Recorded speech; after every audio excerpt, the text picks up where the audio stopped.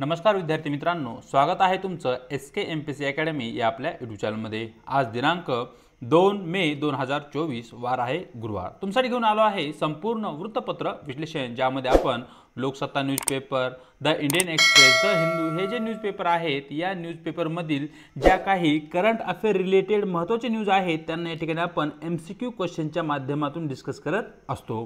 तर आजच्या डिस्कशनमध्ये या ठिकाणी आपण कोकण रेल्वे, कोविड-19 लस पुन्हा एकदा चर्चेमध्ये आहे त्यावर चर्चा करणार आहोत। त्याचबरोबर GST कलेक्शन त्या संदर्भात एक न्यूज आहे, त्या न्यूजला या ठिकाणी आपण पाहणार आहोत। फायनान्शियल इंटेलिजन्स युनिट नेमकं काय आहे, त्याचं कार्य काय आहे याचीही या ठिकाणी आपण माहिती घेणार आहोत। प्रोजेक्ट इन्सान हा कशा संदर्भात आहे ते पाहणार आहोत। साल्मोनेला नेमकं काय कन्सेप्ट आहे आणि निर्गिली थर या संदर्भात ज्या काही न्यूज आपल्याकडे आहेत त्या सर्व न्यूजना या ठिकाणी आपण डिस्कस करणार आहोत। चला तर जे काही आजची आपली डिस्कशन आहे तिला या ठिकाणी मित्रांनो आपण या ठिकाणी आता सुरुवात करूया। मित्रांनो, या ठिकाणी जी आपली पहिली न्यूज आहे ती आहे कोकण रेल्वे संदर्भात। सर्वप्रथम न्यूज पाहूया। कोकण रेल्वेवर 29 मे पर्यंत मेगा ब्लॉक अशा प्रकारची न्यूज लोकसत्ता पेज क्रमांक 1 वरती तुम्हाला दिसून जाईल। भारत आणि एकूण महाराष्ट्र यांच्या दृष्टिकोनातून जो काही कोकण रेल्वे प्रोजेक्ट आहे तो आपल्यासाठी खूपच महत्त्वाचा आहे। या ठिकाणी न्यूज ॲज इट इज जरी महत्त्वाची नसली तरी या ठिकाणी कोकण रेल्वेवर मागच्या काही वर्षांमध्ये आयोगाने बऱ्याच वेळा प्रश्न विचारलेले आहेत, त्यावर आधारित काही प्रश्न पाहूया। कोकण रेल्वे प्रामुख्याने खालीलपैकी कोणत्या राज्यातून जाते अशा प्रकारचा मित्रांनो या ठिकाणी आपला प्रश्न आहे। तर या ठिकाणी तुम्हाला माहिती असलं पाहिजे की जी काही कोकण रेल्वे आहे ती आपल्या भारताच्या जो काही पश्चिम किनारा आहे त्या पश्चिम किनाऱ्यावरून ती वाहते। जो काही सह्याद्री आहे त्या सह्याद्रीच्या डोंगर रागामधून या ठिकाणी अशा प्रकारे जी काही कोकण रेल्वे आहे त्या कोकण रेल्वेचा मार्ग असलेला आपल्याला दिसतो। कोकण रेल्वे कर्नाटक, त्यानंतर महाराष्ट्र आणि गोवा या अशा एकूण महत्त्वपूर्ण 3 राज्यातून या ठिकाणी कोकण रेल्वे प्रवास करताना आपल्याला दिसते। म्हणजेच या ठिकाणी प्रश्न क्रमांक 1 चं योग्य उत्तर राहील पर्याय डी, वरील सर्व कर्नाटक, गोवा आणि महाराष्ट्रातून या ठिकाणी कोकण रेल्वे प्रवास करते।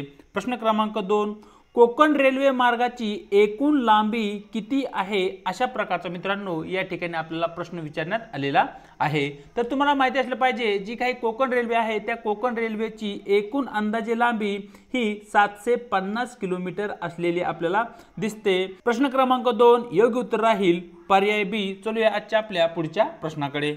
सर्वप्रथम जी न्यूज आहे ती न्यूज पाहूया। कोविशिल्ड घेतल्यानंतर मृत्यू झालेल्यांना भरपाई द्या अशा प्रकारची न्यूज लोकसत्ता पेज क्रमांक 1 वरती तुम्हाला दिसून जाईल। अलीकडेच न्यूज अशी आली होती की ज्या कोणत्या नागरिकांनी कोविशिल्ड नावाची लस घेतली आहे अशा काही नागरिकांमध्ये म्हणजे दुर्मिळ नागरिकांमध्ये ज्या काही रक्तांच्या गुठळ्या आहेत त्या गुठळ्या होण्याचा प्रमाण त्या ठिकाणी अधिक आहे। म्हणजे रक्तांच्या गुठळ्या होऊ शकतात अशा प्रकारची माहिती त्या ठिकाणी त्या कंपनीने त्या ठिकाणी दिलेली आहे। या संदर्भात एकूण ती न्यूज आहे। या ठिकाणी जी वॅक्सिन्स आहेत त्या वॅक्सिनवर आधारित जे आपले प्रश्न आहेत ते प्रश्न पाहूया।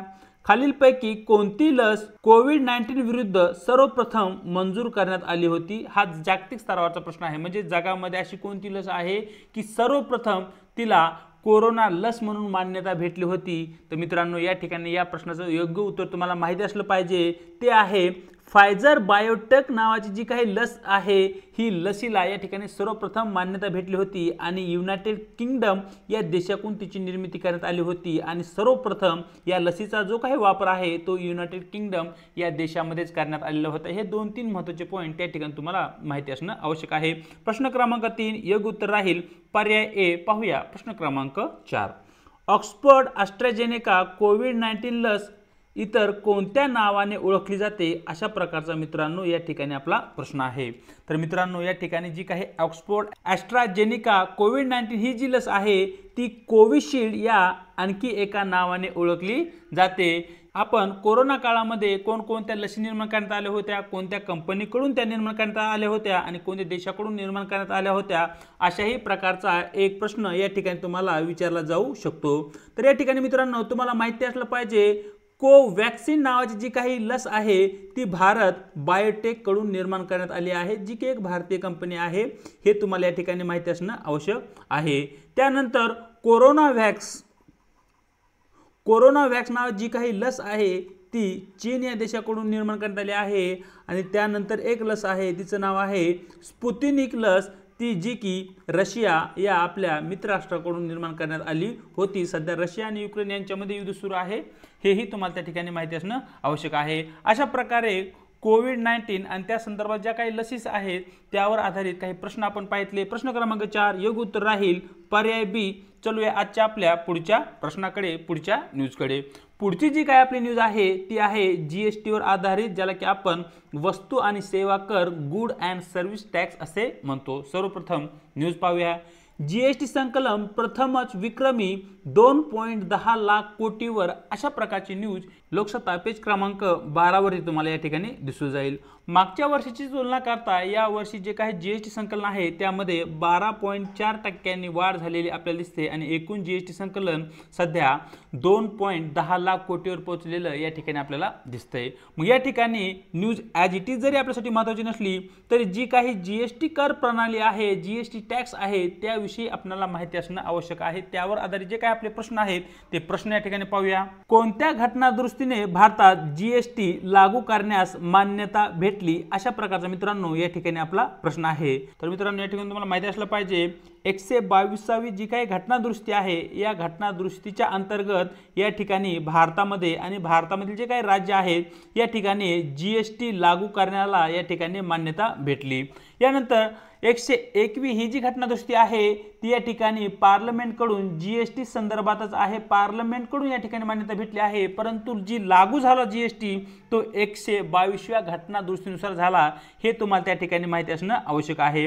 110वी जी काही घटनादुरुस्ती आहे ती आहे पंचायत राज संदर्भात, म्हणजेच या ठिकाणी पंचायत राजमध्ये जे काही अध्यक्ष असतात, जे प्रमुख असतात, त्यांच्या निवडीसाठी आवश्यक असणारे जे काही रिझर्वेशन आहे, आरक्षण आहे, यामध्ये एससी आणि जे काही एसटी कम्युनिटीचे बांधव आहेत यांच्या लोकसंख्येच्या प्रमाणात त्या ठिकाणी ज्या काही जागा आहेत त्या राखीव राहतील। त्या संदर्भात एकूण 110वी घटनादुरुस्ती होती आणि जी काही या ठिकाणी 134वी घटनादुरुस्ती आहे ती या ठिकाणी सुप्रीम कोर्टच्या क्रिमिनल अपील संदर्भात आहे, तेही तुम्हाला त्या ठिकाणी माहिती असणं आवश्यक आहे।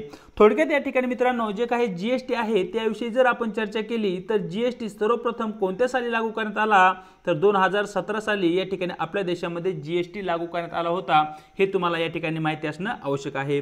त्याचबरोबर जीएसटीचे जे काही प्रशासन आहे ते प्रशासन पाहण्याचं काम या ठिकाणी जीएसटी जे काही नेटवर्क आहे त्याच्या मार्फत केलं जातं, तेही तुम्हाला या ठिकाणी माहिती असणं आवश्यक आहे।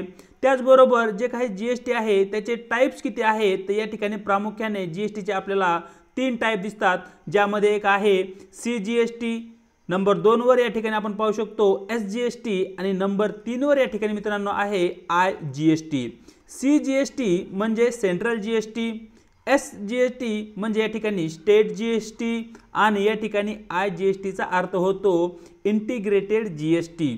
सीजीएसटी ज्याला की आपण सेंट्रल जीएसटी म्हणजे असा जीएसटी जो की केंद्र सरकारकडून लावला जातो त्याला आपण सेंट्रल जीएसटी म्हणतो। जो जीएसटी राज्य सरकाराकडून लावला जातो त्याला आपण स्टेट जीएसटी असे म्हणतो आणि जो जीएसटी केंद्र सरकार प्लस राज्य सरकार या दोन्हीकडून लावला जातो त्याला आपण इंटिग्रेटेड जीएसटी म्हणतो। हे जीएसटीचे 3 प्रकार या ठिकाणी तुम्हाला माहिती असणं आवश्यक आहे।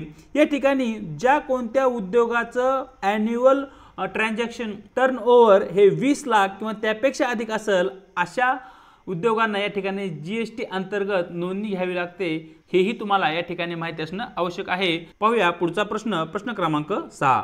भारतातील जीएसटी प्रशासनासाठी कोण जबाबदार आहे, याचं उत्तर मित्रांनो या ठिकाणीच आपण पाहितलं आहे की भारतातील जे काही जीएसटी आहे त्याचं प्रशासन पाहण्याचं कार्य वस्तू आणि सेवा कर नेटवर्क ज्याला की आपण गुड सर्व्हिस टॅक्स नेटवर्क असे म्हणतो, त्या गुड सर्व्हिस टॅक्स नेटवर्क कडून ते केलं जातं। प्रश्न क्रमांक 6 योग्य उत्तर राहील पर्याय सी। चलूया आजच्या आपल्या पुढच्या प्रश्नाकडे, जे की या ठिकाणी आपण यूपीएससी बेसवर आधारित या ठिकाणी ते क्वेश्चन फ्रेम केलेले आहेत। म्हणजे याच्या अगोदर जे काही क्वेश्चन आहेत म्हणजे याच्या अगोदरचे जे काही प्रश्न आहेत ते एमपीएससी ला गृहीत धरून आपण फ्रेम केले होते। यानंतर जे काही क्वेश्चन आहेत ते एमपीएससी साठीही उपयोगी आहेत, परंतु या ठिकाणी जो मुख्य भर असेल तो असेल आपला यूपीएससी करणारे जे काही विद्यार्थी आहेत त्या विद्यार्थ्यावरती। सरळ प्रश्न पाहूया जो की या ठिकाणी फायनान्शियल इंटेलिजन्स युनिट यावर आधारित आहे। प्रश्न पाहूया। Consider the following statement about Financial Intelligence Unit in India. Statement 1. It operates as an independent body reporting directly to the Union Minister of Home Affairs. Statement 2. It functions as include receiving, analyzing and disseminating information on suspicious financial transactions. मित्रांनो, अशा प्रकारचे दोन statement आपल्या समोर आहेत आणि यापैकी कोणतं स्टेटमेंट बरोबर आहे असं या ठिकाणी आपल्याला प्रश्नामध्ये विचारण्यात आलेला आहे. विधान क्रमांक 1 ची या ठिकाणी आपण चर्चा करूया. It operate as a independent body. अगदी बरोबर आहे मित्रांनो, यापर्यंत हे जे विधान आहे ते अगदी बरोबर आहे. परंतु या ठिकाणी जे काही फायनान्शियल इंटेलिजन्स युनिट आहे हे जे रिपोर्टिंग करतं ते रिपोर्टिंग या ठिकाणी इकॉनॉमिक इंटेलिजन्स काउन्सिलला करतं, जे की या ठिकाणी फायनान्स मिनिस्ट्रीच्या अंतर्गत येतं, ते होम मिनिस्ट्रीच्या अंतर्गत येत नाही. म्हणजे या ठिकाणी जे काही union ministry of home affair आहे हे या ठिकाणी चुकीचं असल्या कारणाने स्टेटमेंट क्रमांक 1 या ठिकाणी मित्रांनो आपलं चुकीचं ठरतं आणि स्टेटमेंट क्रमांक 2 मित्रांनो या ठिकाणी अगदी बरोबर आहे. फायनान्शियल इंटेलिजन्स युनिट हे काय करतं, जी काही माहिती भेटते त्या माहितीला ॲनालाइज करतं आणि या ठिकाणी जर त्यांना असे सस्पिशियस ट्रान्झॅक्शन आढळले, चुकीचे ट्रान्झॅक्शन आढळले, इलिगल ट्रान्झॅक्शन आढळले तर या ठिकाणी ते कारवाई करण्याचं कार्य करतं. म्हणजेच या ठिकाणी वरील दोन स्टेटमेंटपैकी आपलं स्टेटमेंट क्रमांक 2 हे अगदी बरोबर असल्या कारणाने आपलं योग्य उत्तर राहील पर्याय बी, ओनली 2 इज करेक्ट. चलूया पुढच्या प्रश्नाकडे. पुढचा जो काय आपला प्रश्न आहे तो प्रोजेक्ट ईशान संदर्भात आहे. सरळ या ठिकाणी प्रश्न पाहूया. What is the primary objective of project Ishan initiated by the Indian government. अशा प्रकारचा मित्रांनो या ठिकाणी आपला प्रश्न आहे. या ठिकाणी जे काही आपले पर्याय आहेत या पर्यायामध्ये आपला योग्य पर्याय राहील पर्याय B, to make air traffic operation more efficient to handle more capacity. अशा प्रकारचं योग्य उत्तर या ठिकाणी प्रश्न क्रमांक 8चं मित्रांनो या ठिकाणी आपलं असेल. सर्वप्रथम जर तुम्ही या ठिकाणी आपल्या भारताचा नकाशा पाहितला तर या ठिकाणी तुम्हाला आपला महाराष्ट्रामध्ये नागपूर सिटी जी आहे ती भारताच्या मध्य म्हणजे केंद्रस्थानी असलेली आपल्याला दिसते. या ठिकाणी भारतामधून जी काही विमान वाहतूक होते आणि त्या विमान वाहतुकीचं जे काही ट्रॅफिकिंग आहे ते कंट्रोल करण्यासाठी आपण भारतातील विमान पेसचं किंवा विमान वाहतुकीचे एकूण 4 विभागामध्ये वर्गीकरण केलं आहे, ज्यामध्ये एक आहे मुंबई, नंबर 2 वरती या ठिकाणी दिल्ली आहे, नंबर 3 कोलकाता आहे आणि नंबर 4 या ठिकाणी चेन्नई आहे. म्हणजे अशा प्रकारे या ठिकाणी एकूण 4 एअरपेसमध्ये या ठिकाणी आपण भारतीय एअरपेसचं वर्गीकरण केलेलं आहे. प्रोजेक्ट ईशानच्या अंतर्गत हे जे 4 डिव्हिजनमध्ये आपण वर्गीकरण केलं आहे त्याचे एकत्रीकरण करून नागपूर या ठिकाणी आपण एक कंट्रोल सेंटर इस्टॅब्लिश करणार आहोत आणि त्यासाठीच या ठिकाणी प्रोजेक्ट ईशान हा इंडियन गव्हर्नमेंटकडून राबवला जात आहे. या ठिकाणी जर प्रोजेक्ट ईशानचा जर तुम्ही फुल फॉर्म पाहितला तर फुल फॉर्म आहे मित्रांनो Indian signal sky harmonizing air trafficking management at Nagpur. शेवटी एन स्टँड फॉर नागपूर हे तुम्हाला या ठिकाणी माहिती असणं आवश्यक आहे. प्रश्न क्रमांक 8 योग्य उत्तर राहील पर्याय बी. याचं उत्तर ऑलरेडी आपण पाहितलं आहे. चलूया आजच्या आपल्या पुढच्या प्रश्नाकडे, जो की या ठिकाणी साल्मोनेला या संदर्भात आहे. सरळ या ठिकाणी प्रश्न पाहूया. Consider the following statement about salmonella. Statement 1, it is a virus. Statement 2, it infection is typically transmitted through the airborne droplets. Statement 3, it can cause food poisoning.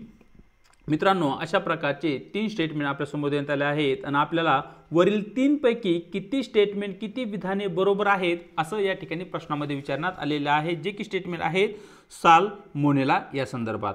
तर या ठिकाणी स्टेटमेंट क्रमांक 1 मित्रांनो या ठिकाणी चुकीचं आहे. साल्मोनेला एक व्हायरस नसून तो एक बॅक्टेरिया आहे हे तुम्हाला या ठिकाणी माहिती असणं आवश्यक आहे. स्टेटमेंट 2 या ठिकाणी चुकीचे आहे. या ठिकाणी जे काही साल्मोनेला आहे तो या ठिकाणी टेंटस्टाईल म्हणजे जी काही मानवी आतडी आहे त्या आतड्यांना या ठिकाणी अफेक्ट करतो आणि स्टेटमेंट क्रमांक 3 जे आहे ते अगदी बरोबर आहे. या ठिकाणी साल्मोनेला हा जो आजार होतो तो फूड पॉइझनिंगमुळे होतो हे तुम्हाला या ठिकाणी माहिती असणं आवश्यक आहे. या ठिकाणी साल्मोनेलामुळे जे काही आपले टेंटेस्टाईन आहे ज्याला की आपण आतडे म्हणतो, ज्यामध्ये मोठी आतडी छोटी आतडी हे जे आहेत यांना या ठिकाणी इन्फेक्शन होतं, ज्यामुळे या ठिकाणी साल्मोनेला हा आजार होतो, जो की गंभीर स्वरूपामध्ये या ठिकाणी तो मृत्यूचे कारणही बनू शकतो। तर वरील जे काही आपले 3 स्टेटमेंट आहे, या 3 स्टेटमेंटपैकी केवळ एकच विधान आपलं बरोबर असल्या कारणाने आपलं योग्य उत्तर राहील पर्याय ए, ओनली वन इज करेक्ट। चलो आजच्या आपल्या शेवटच्या प्रश्नाकडे, जो की या ठिकाणी निलगिरी थर संदर्भात आहे। सरळ प्रश्न पाहूया। Consider the following statement about Nilgiri tahr. Statement 1, it is listed as endangered by IUCN, ज्याला की आपण international union for conservation of nature असे म्हणतो। Statement 2, it is endemic to eastern Ghat. Statement 3, it is a state animal of Kerala. तर मित्रांनो, या ठिकाणी वरीलपैकी कोणते विधान बरोबर आहेत हे या ठिकाणी आपल्याला विचारण्यात आलेलं आहे। या ठिकाणी विधान क्रमांक 1 अगदी बरोबर आहे। IUCNच्या रेड लिस्टनुसार या ठिकाणी निलगिरी थर हा इंडेंजर्ड आहे, हे तुम्हाला या ठिकाणी माहिती असणं आवश्यक आहे। आणि हा जो ईस्टर्न घाट आहे, जो पूर्व घाट आहे आपल्या भारताचा, या ठिकाणी अशा प्रकारे भारताचा मॅप आहे आणि या ठिकाणी आपल्याला पूर्व घाट दिसतो। या पूर्व घाटामध्ये तो स्थायिक आहे, या पूर्व घाटामध्ये तो प्रामुख्याने आपल्याला दिसतो। म्हणजे स्टेटमेंट क्रमांक 2 ही या ठिकाणी बरोबर आहे। आणि स्टेटमेंट क्रमांक 3 मित्रांनो या ठिकाणी चुकीचं आहे, कारण या ठिकाणी निलगिरी थर हा केरळ या राज्याचा स्टेट ॲनिमल नाहीये। या ठिकाणी निलगिरी टेकड्या आहेत ज्या की तमिळनाडूमध्ये येतात। केरळ राज्य तुम्ही या ठिकाणी पाहू शकताय, केरळ राज्य निलगिरी थर यांचा कसल्याही प्रकारचा म्हणावा त्या प्रमाणात संबंध येत नसल्या कारणाने या ठिकाणी state animal of Kerala Nilgiri थर असू शकत नाही। अशा प्रकारचं ही लॉजिक तुम्ही या ठिकाणी वापरू शकताय। म्हणजेच या ठिकाणी प्रश्न क्रमांक 10चं विधान क्रमांक 1 आणि विधान क्रमांक 2 बरोबर आहे, परंतु विधान क्रमांक 3 चुकीचं असल्या कारणाने या ठिकाणी आपलं योग्य उत्तर राहील पर्याय ए, 1 आणि 2, 1 and 2 ओनली करेक्ट। तर अशा प्रकारे मित्रांनो दिनांक 2 मेचं जे काही आपलं वृत्तपत्र डिस्कशन आहे ते या ठिकाणी आपण पूर्ण केलेलं आहे। व्हिडिओ जर आवडला असेल तर व्हिडिओला लाईक आणि शेअर करायला विसरू नका। त्याचबरोबर तुम्हाला आपल्या व्हिडिओविषयी काय वाटतं हे कमेंट बॉक्समध्ये अवश्य कळवा।